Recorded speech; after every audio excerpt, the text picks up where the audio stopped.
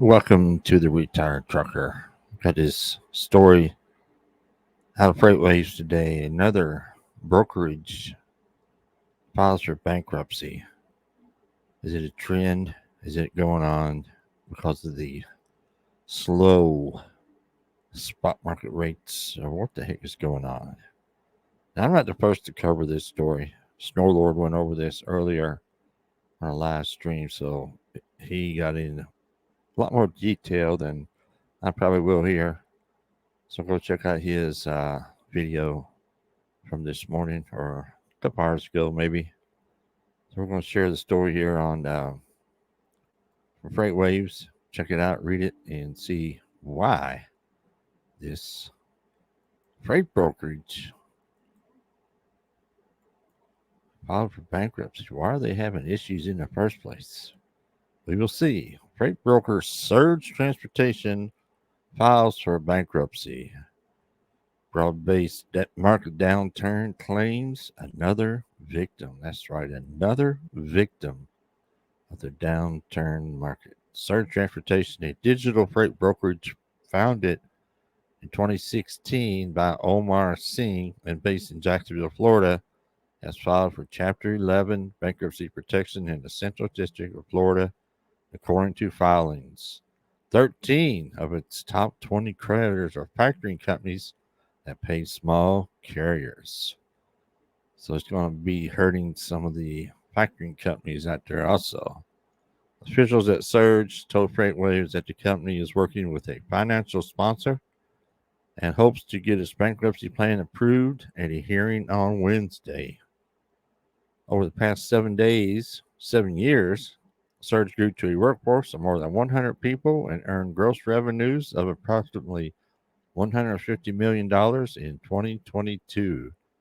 The bootstrap 3PL built automated load matching and pricing technology similar to its venture-funded competitors, Uber Freight and Convoy, and offered a suite of direct integrations into transportation management systems.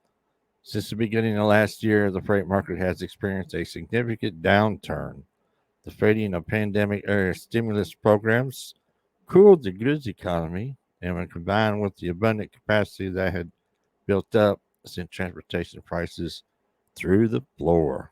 Freightways National Truckload Index, a truckload spot rate benchmark that includes the price of diesel, stood at $3.55 per mile on December 26, 2021. By July 24th, 2022, the NTI had fallen to $2.80, and today is at just $2.23, again, inclusive of fuel. At the same time, tender rejection rates dropped from 21% in the first quarter of 2022 to approximately 3% in recent months as capacity in the trucking industry exceeded demand. These market dynamics have a powerful impact on freight brokerages. Lower contract and spot rates translate to fewer net revenue dollars per load. The lifeblood of any intermediary, and very low tender rejections can mean the end of the lucrative overflow freight that shippers send to brokers when their contracted asset-based providers don't have a truck available. When the market is soft for brokers, it's very soft indeed. Not only are rates much lower and margin dollars harder to come by, but spot volume can dry up almost entirely. Freight brokers face other structural financial challenges too.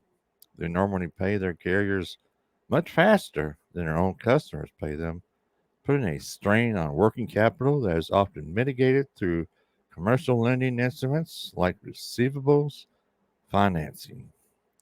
Typically, freight brokerages manage revenue volatility through flexible operating expenses. Computers and chairs don't cost much, and incentive-based compensation grows and contracts with market cycles.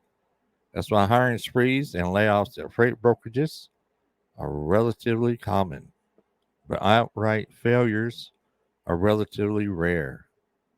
It's also why industry observers will scrutinize Certus bankruptcy filings for clues as to how the brokerages got into such a desperate situation. Now, if you want to leave a comment on this article on FreightWaves, you have to go to freightwaves.com, check out the story.